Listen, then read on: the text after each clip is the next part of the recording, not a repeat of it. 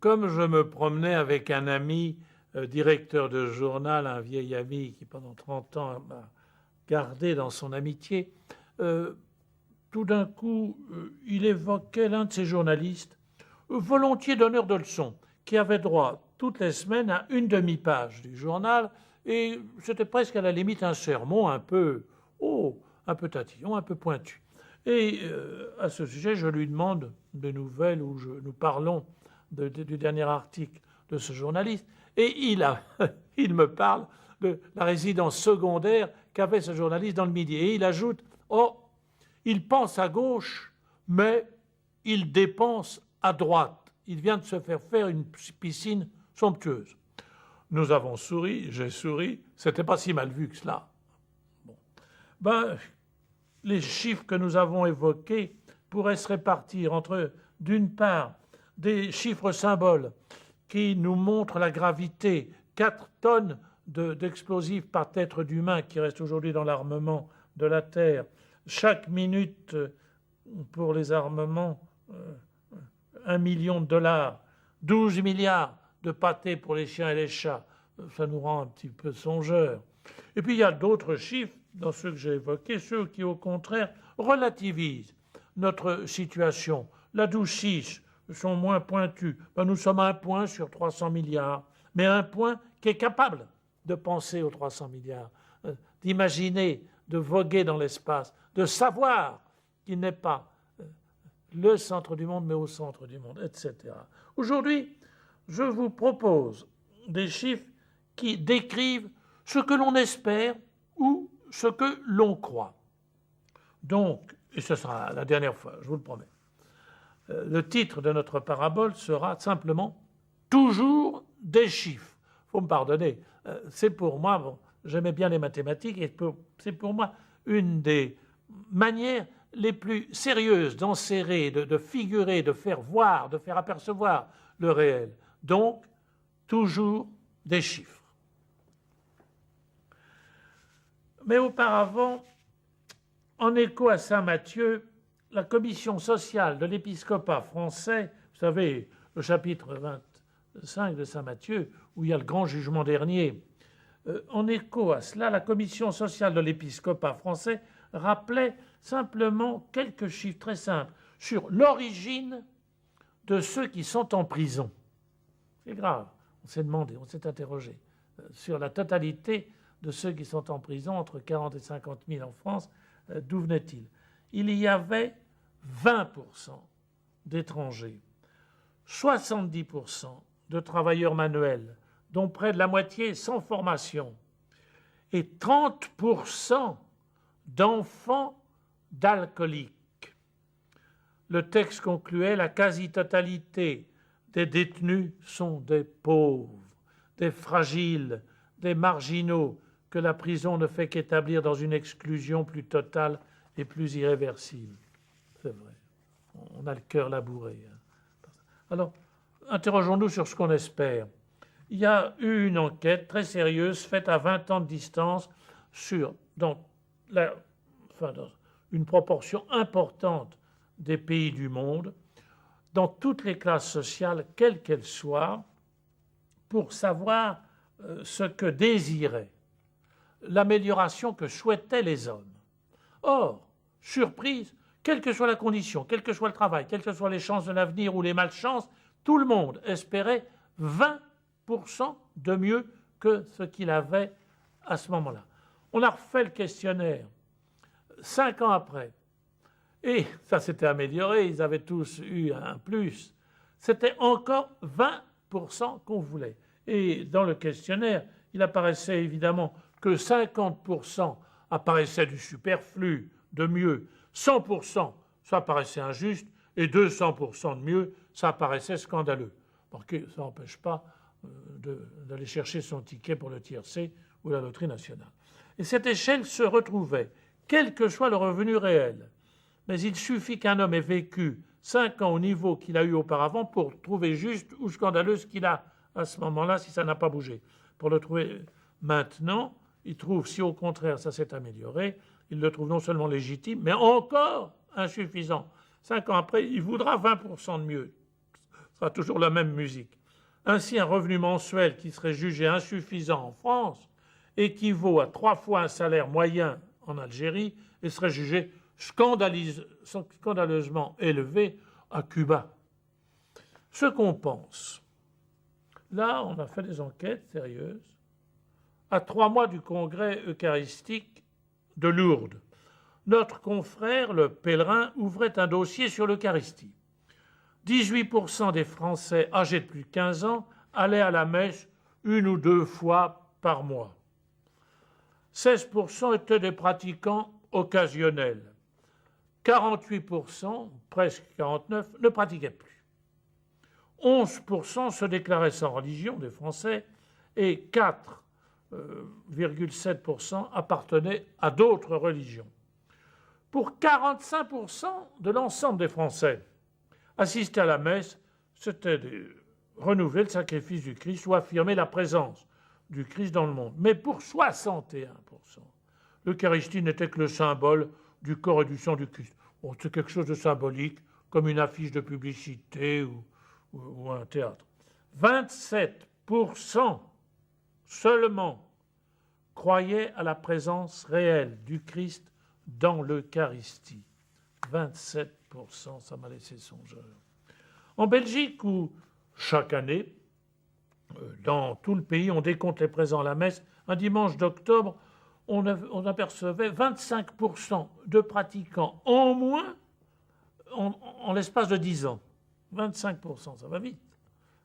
Si 10 ans après, il y en a encore la moitié, et puis la moitié.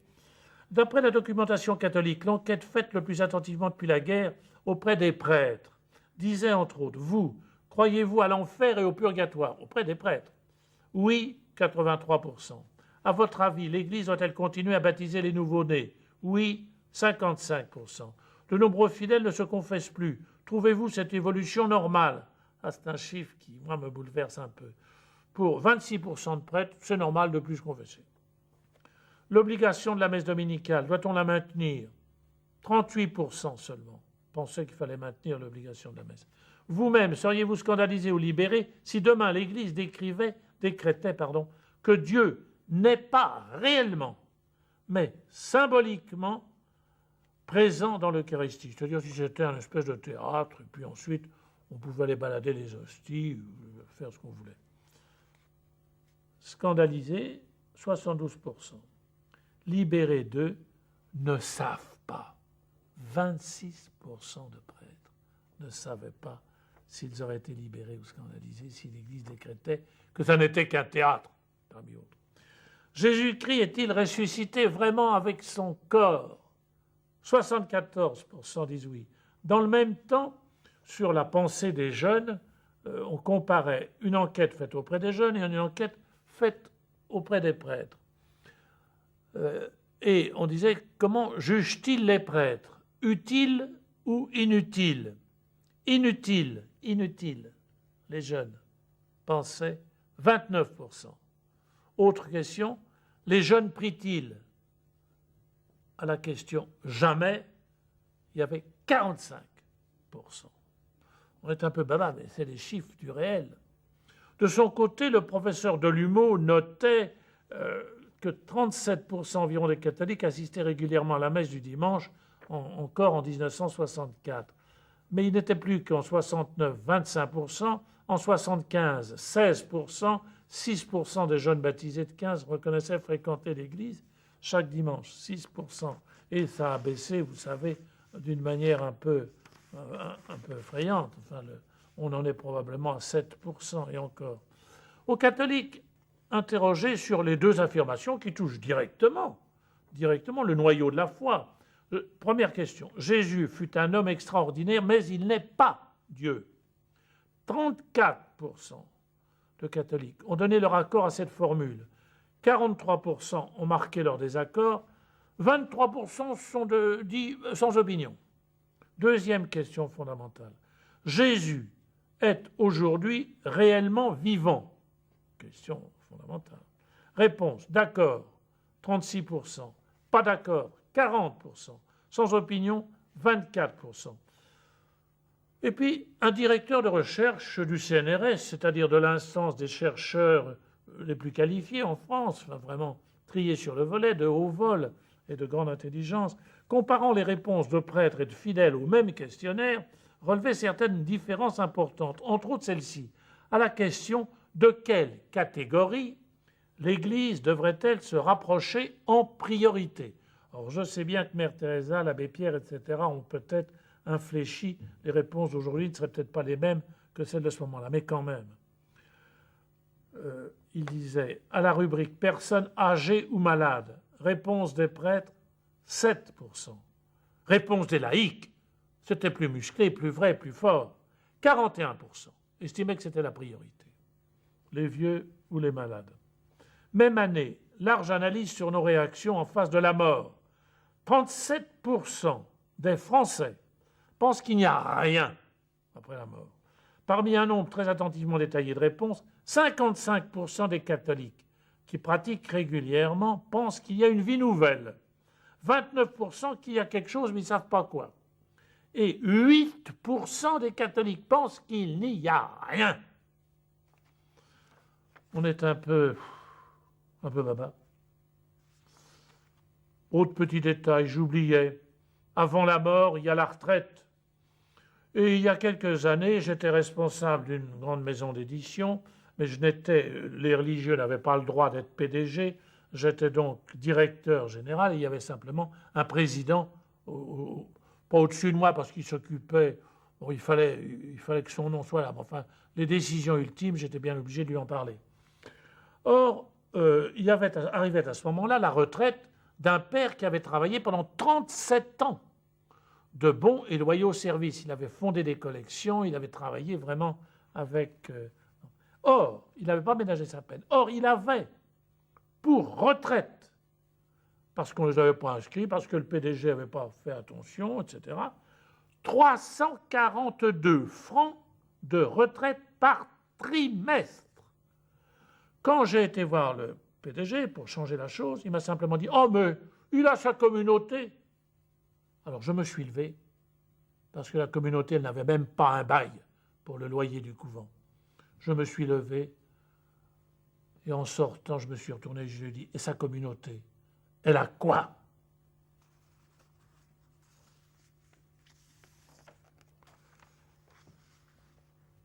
Vous n'avez peut-être pas une bonne mémoire des chiffres, c'est pas grave.